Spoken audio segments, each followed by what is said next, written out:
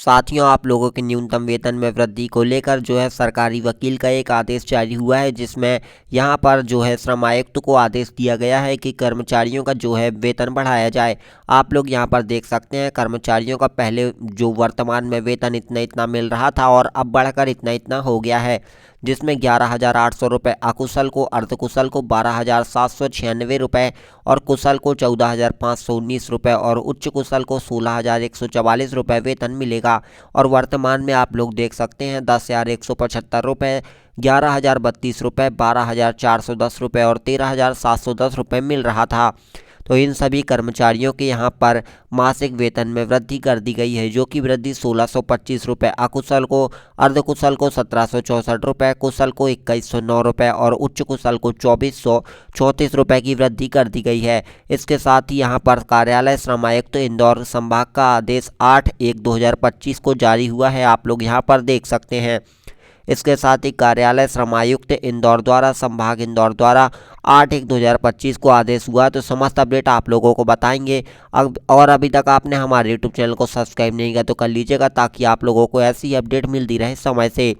श्रम आयुक्त मध्य प्रदेश इंदौर याचिका क्रमांक द्वारा WP दिनांक क्रमांक द्वारा अन्य में पारित आदेश दिनांक 3/12/2024 के संबंध में मान उच्चतम न्यायालय में इंटर प्रोटेक्शन हेतु अनुरोध करने के संबंध में। संदर्भ आपका ज्ञापन क्रमांक द्वारा दिनांक 23/12/2024 एवं कार्यालय महाधिवक्ता का पत्र क्रमांक 149 दिनांक 8/1/2025 को जारी किया गया। साथियों, उपरोक्त विषयांतर का संदर्भित पत्र के संबंध में निर्देश किया गया है एवं निवेदन किया गया है कि माननीय उच्च न्यायालय में याचिका अन्य में पारित आदेश दिनांक 3/12/2024 के संबंध में शासकीय महाधिवक्ता अभिमत ओपिनियन में चाहा गया था। उक्तानुसार अभिमत की प्रति आपकी ओर प्रेषित कर आवश्यक कार्यवाही का अनुरोध किया गया है।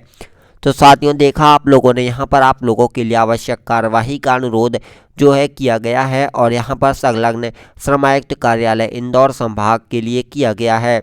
यहाँ पर इसके साथ ही जो बड़ा अपडेट आ रहा है वह भी आप लोगों को बताने वाले हैं, जिसमें उपरोक्त विषयांतर्गत संदर्भित पत्र के संबंध में आवेदन के माननीय उच्च न्यायालय की याचिका में पारित आदेश 3/12/2024 के संबंध में प्रभारी अधिकारी डॉक्टर WP द्वारा एवं अन्य तथानुसार द्वारा जारी किया गया है। साथियों, यहाँ पर आप लोग देख सकते हैं भूमन गौतम गवर्नमेंट एडवोकेट का यह ओपिनियन, जो कि इंदौर हाई कोर्ट के लिए कहा गया था, पूरा का पूरा आप लोगों को एक एक करके बताएंगे।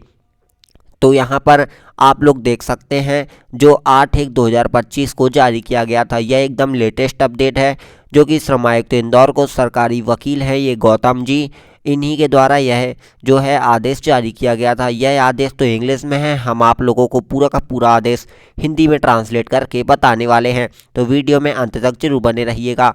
साथियों, यहाँ पर आप लोग देख सकते हैं आगे जो है श्रम आयुक्त इंदौर द्वारा जो वकील हैं उन्होंने कहा है कि जो यहाँ पर दिनांक भुवनेश्वर कुमार जी हैं, इन्होंने याचिकाकर्ता ने भारत के जो संविधान के अनुच्छेद 226 के तहत वर्तमान में जो याचिका दायर की गई है, उसमें जो उप सचिव हैं श्रम मंत्रालय के भोपाल द्वारा जारी अधिसूचना में संख्या 4B द्वारा यहाँ पर दिनांक 4/3/2024 की वैधता को चुनौती दे दी गई थी, जिसके साथ ही यहाँ पर जो मध्य प्रदेश के राज्य में श्रमिकों को दे न्यूनतम मजदूरी को संशोधित किया गया। यहाँ पर हाई कोर्ट का जो है आदेश मिल गया था, परंतु आदेश जारी नहीं हो पा रहे थे। इसके साथ ही संशोधन के बाद जो है पूरी की पूरी अपडेट आपको बताने वाले हैं, आगे क्या हुआ क्या नहीं हुआ। राज्य में 4/3/2024 को जो उपयुक्त अधिसूचना जारी की गई थी, जिसके तहत यहाँ पर 1/4/2024 से अनुसूचित रोजगार के संबंध में मजदूरी की न्यूनतम दरों को संशोधित किया गया। यह प्रस्तुत किया गया कि विभिन्न औद्योगिक यहाँ पर संगठनों में श्रमिकों संघों में उपरोक्त अधिसूचना को चुनौती देते हुए माननीय उच्च न्यायालय के समक्ष रिट याचिका दायर की गई थी। इस माननीय न्यायालय में WP संख्या द्वारा MP टेक्सटाइल्स मिल्स बनाम AP राज्य के मामले में अगली सुनवाई को तारीख तय 8/5/2024 के आदेश के तहत उपरोक्त अधिसूचना के संचालन क्रियान्वयन पर रोक लगा दी गई थी, जिसके बाद राज्य ने याचिका पर पैरावाइज जवाब दाखिल किया, जिसमें उक्त अधिसूचना जारी करने की कार्यवाही को उचित ठहराया गया। जैसे ही मामले में दलीलें पूरी हुई, मामला यहाँ पर विद्वान सरकारी अधिवक्ता ने श्रम आयुक्त इंदौर व मध्य प्रदेश द्वारा यहाँ पर लिखित दिनांक 29/11/2024 को यहाँ पर संचालन का पत्र प्रस्तुत कर दिया गया, जिसके अनुसार एक या दो उद्योगों को छोड़कर भी जो अन्य उद्योग हैं उन्होंने यहाँ पर जोनल वार वेतन संशोधन किया गया, जिसके संबंध में यहाँ पर कुछ भी बात नहीं बताई गई, कोई रुचि नहीं दिखाई गई। इस न्यायालय द्वारा दिनांक 1/8/2024 को आदेश पारित करने के 4 महीने बीत चुके, लेकिन कोई अंतिम निर्णय नहीं लिया गया। इसलिए जिन श्रमिकों को 10 वर्षों के बाद वेतन संशोधन का लाभ मिल रहा है, उन्हें याचिका के लंबित रहने के दौरान वैधानिक अधिकार प्रदान किए जाएं। इसके साथ ही जो याचिका में लंबित वैधानिक अधिकार हैं उनसे वंचित नहीं किया जा सकता है। इसलिए दिनांक 8/5/2024 का अंतरिम आदेश जारी करने के योग्य नहीं है और अंतरिम राहत की प्रार्थना को अंतिम रूप से खारिज किया जाता है। इसके बाद यहाँ पर आप लोग देख सकते हैं पूरा का पूरा निर्णय जो है प्रार्थना को अंतिम रूप से खारिज किया जाता है।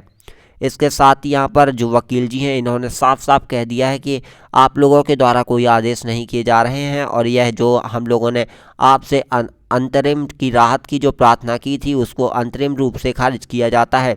इसके बाद दिनांक 23/12/2024 के पत्र के क्रमांक 8/5/2024 उपरोक्त आदेश के प्रभाव के संबंध में मेरी राय मांगी गई। चूँकि इससे पहले माननीय उच्च न्यायालय ने अंतरिम राहत प्रदान की थी, जिसके तहत अगली सुनवाई की तारीख अस्थायी रूप से आपत्तिजनक अधिसूचना पर रोक लगा दी गई थी। यह बताना उचित है कि जो स्थगन आदेश एक कानूनी आदेश है, इसकी अवहेलना नहीं की जा सकती है। साथियों, यहाँ पर यह जो कानूनी आदेश है इसको लेकर किसी भी आदेश, अधिसूचना, कार्यवाही या निर्णय को अस्थायी रूप से रोकना या स्थगित करता है। अब जब माननीय उच्च न्यायालय ने दिनांक 3/12/2024 के आदेश के तहत अंतरिम राहत को खाली कर दिया है और विशेष रूप से माना है कि दिनांक 8/5/2024 का अंतरिम आदेश जारी करने योग्य नहीं है और अंतरिम राहत के लिए प्रार्थना अंततः स्वीकार कर दी गई है। साथियों, देखा आप लोगों ने यहाँ पर अंतरिम राहत के लिए जो है आप लोगों की प्रार्थना जो है स्वीकार कर ली गई थी और यहाँ पर आदेश के लिए अमल किया गया है। और जो एडवोकेट जी हैं 3/12/2024 को आदेश के तहत इन्होंने अंतरिम राहत को खाली कर दिया है और यहाँ पर विशेष रूप से माना है कि यहाँ पर जो दिनांक है उसमें अंतरिम आदेश जारी करने की योग्य अंतरिम नहीं है। इसलिए यह राय है कि जिस प्रकार स्थगन के तहत विवादित अधिसूचना के जो कार्यान्वयन को अस्थायी रूप से रोक दिया गया था, उसे अब माननीय उच्च न्यायालय द्वारा 3/12/2024 के आदेश के द्वारा निरस्त कर दिया गया है। साथियों, यह विवादित अधिसूचना का लाभ लाभार्थियों को 1/4/2024, 1 अप्रैल 2024 से दिया जाना चाहिए, जैसा कि उक्त अधिसूचना में उल्लेखित किया गया है। आप लोगों ने देखा यहाँ पर भुवन गौतम जी सरकारी वकील जी द्वारा यहाँ पर कोर्ट को सीधे सीधे कह दिया गया है और उन्हें 1 अप्रैल 2024 से समस्त आउटसोर्स अस्थायी कर्मचारियों को लाभ दिया जाएगा।